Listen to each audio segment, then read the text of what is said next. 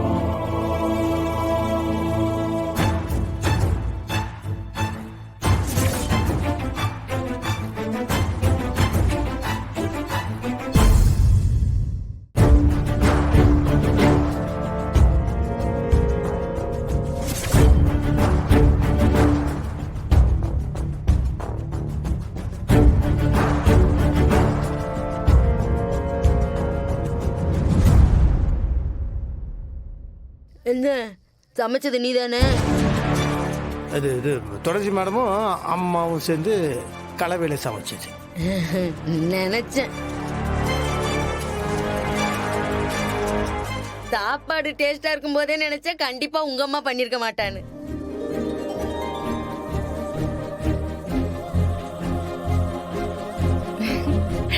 அம்மா துளசி பிரமாதம்.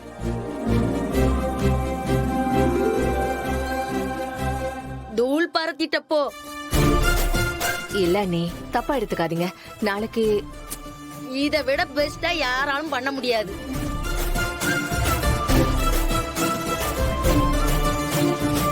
அபிராமி, இத்தனை வருஷம் நீ சமைச்சதுலேயே இன்னைக்குதான் பிரமாதமா சமைச்சிருக்க. அப்படி சொல்லு. எப்பவும் எங்க அண்ணன் அரசியல்வாதியா தான் பேசுவான். இன்னைக்கு தான் வாய் திறந்து உண்மையை பேசி. நீ வேற சும்மா சாப்பிடுமா.